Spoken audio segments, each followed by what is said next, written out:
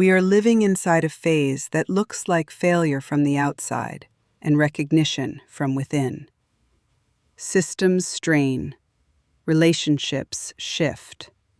Narratives that once felt stable begin to loosen at the edges.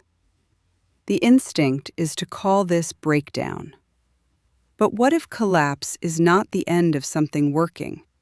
What if it is the moment something hidden can no longer stay hidden? Collapse is often mistaken for destruction because it removes familiarity faster than it provides clarity. The scaffolding disappears before the new structure is visible. This creates the sensation of groundlessness, the feeling that nothing can be trusted because what once felt reliable no longer holds.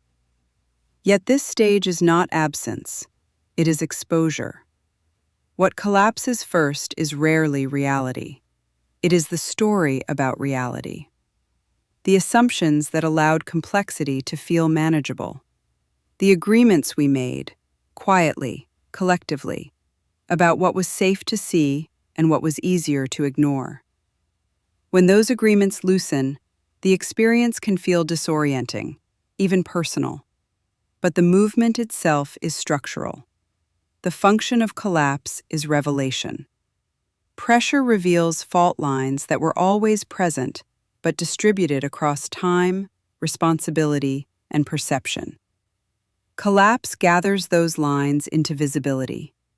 It concentrates what was diffuse. What appears sudden is often accumulated.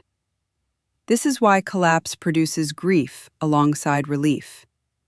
Something real is being lost, not truth, but the illusion that truth could remain distant from daily life. The nervous system registers both the loss of certainty and the return of coherence.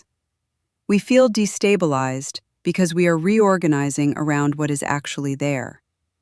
In this phase, the impulse is to seek answers quickly, to replace one stable explanation with another. But collapse does not immediately provide meaning. Its first offering is orientation. It changes where we stand, not what we conclude.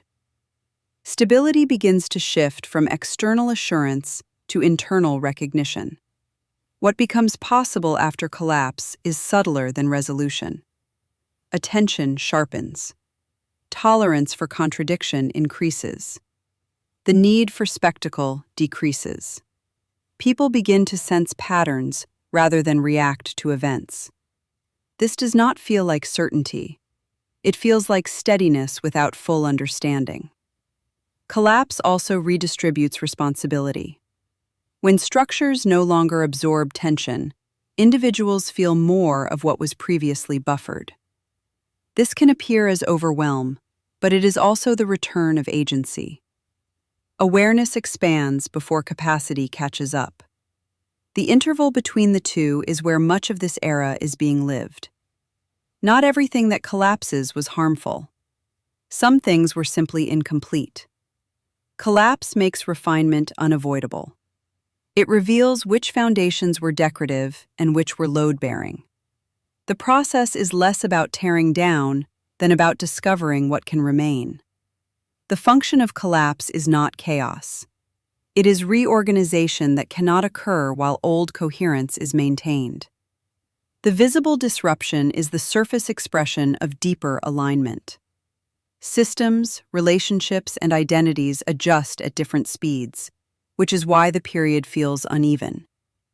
But uneven does not mean directionless. What steadies people during collapse is not answers. It is the recognition that confusion is a phase, not a verdict. That disorientation can be evidence of movement rather than failure. Stability begins to look less like certainty and more like the ability to remain present while clarity forms.